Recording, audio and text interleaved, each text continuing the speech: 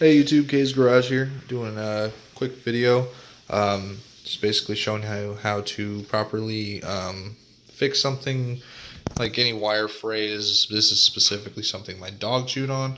This is my wife's straightener, and it's just not working at the moment. Obviously, you can tell that that wire is completely separated, so that's not working at all. So I'm going to show you guys how to properly cut, splice, solder, and wrap it all up. Make sure it works properly without shocking yourself. So soldering iron and solder. I got mine at Walmart for like 12 bucks or something like that. And then electrical tape, a razor blade, needle nose pliers. The only reason I'm using these is for the cutter. Sometimes these guys won't do justice on the cut right there. Yeah, mine's, let's see if I can focus. As you can see, there's a little separation. And then also some eye protection, just in case. You never know. So let me get this all set up and I'll show you where to go from there. Alright, and this is also an always-on soldering iron, so once you plug it in, it will be on no matter what. There's no off button or anything, so this guy is ready to go. So I'm going to start by, what you want to do is basically find where the wires are broken, cut from there, and then, like, even if you see some wire, let's say this part right here was still connected, but you can still see some of that wire, you're still going to cut a little bit past that just to make sure there's no damage inside the wire right there. It'll make it a lot easier to get a better connection. So I'm going to go ahead and cut from here to here. So I'm going to go ahead and cut that out. Alright, so here's the damaged portion, and then here is the clean ends, and then I've inspected the whole cord just to make sure there's no any other protrusion of wires or anything. There are little other nicks on the insulation, but that won't cause anything. As you can see right there, there's no wires exposed, so that's fine. So the next thing you want to do is you're going to take a razor blade, and obviously you want to kind of make sure it's somewhat sharp, and then you're going to cut in between that insulation, so right along that line. Then come on, focus. So if you should be able to see that, so the line in between the two wires, so go ahead and separate those. Okay, so once you've done so, just make sure you don't cut the wire. And then you're going to take your splicers, or stripper, my bad, and go to the biggest size, which is right there. Then you're going to just go ahead and stick that on there and kind of pull off. Okay, so mine was the next size down, so you just squeeze it on there and then pull off, and then it'll expose the wire just like this. So, and then also a method of twisting the wire that is not recommended. So a lot of people have done so, and you just don't want to do something like that. It can cause the wires to break inside, giving it a bad connection. So do not twist your wires. So next, do that to all four. Alright, so next thing you want to do is put the wires together. So I'll show you how to do that. Okay, so this side is what it looks like with it already twisted together. So you kind of want them to cross fingers, basically, and then you can kind of twist them together. Don't give them too much of a twist, otherwise you can damage the wires, like I said before. Alright, at this point, you're going to want to take your solder. So mine came out of a little tube, so you can kind of maneuver it whatever angle you need it. And then you want to take your soldering iron, and then you want to kind of heat up a little bit of solder on the tip of the iron. There you go.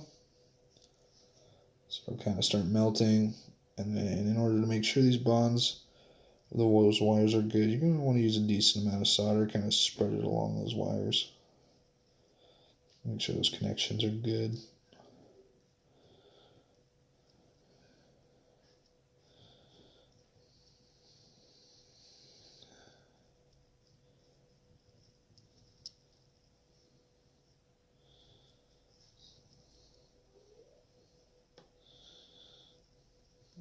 And if you kind of make a little bit of a bubble, I kind of did right there, you can kind of just reheat it and spread it back around.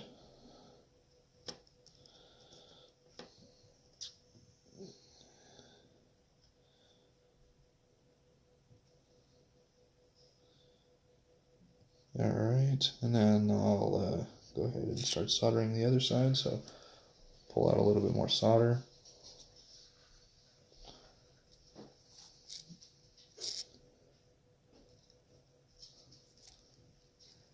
Alright.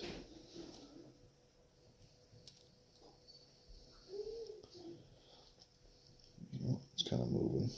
1 second.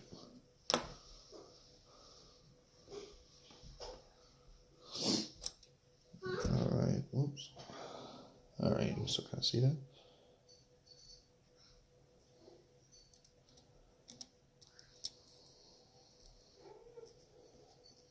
Alright.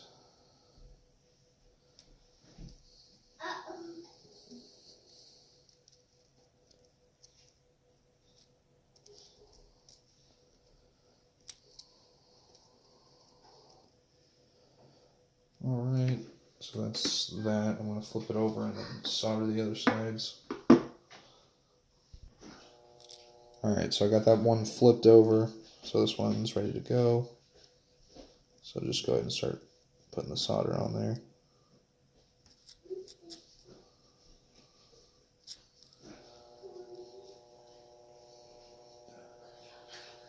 It doesn't matter if you do a lot. You can put, you know, a decent amount on there. You want to make sure this stuff lasts the life of the straightener or whatever else you're doing. This is just, I'm going to do this properly because this is going to be a 120 watt system or power going through this. I think this one's actually up to 300 watts.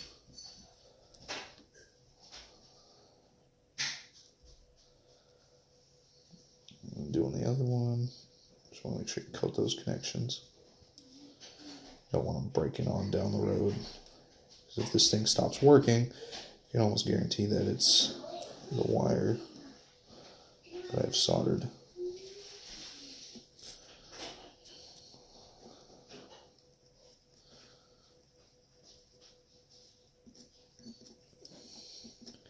And once it's hot enough, you can kind of spread it like butter. That's basically what you want to do, is kind of melt it like butter all over the wires.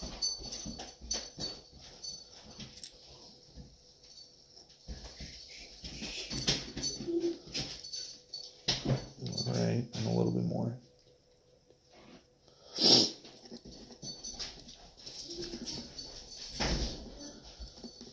And almost done with this.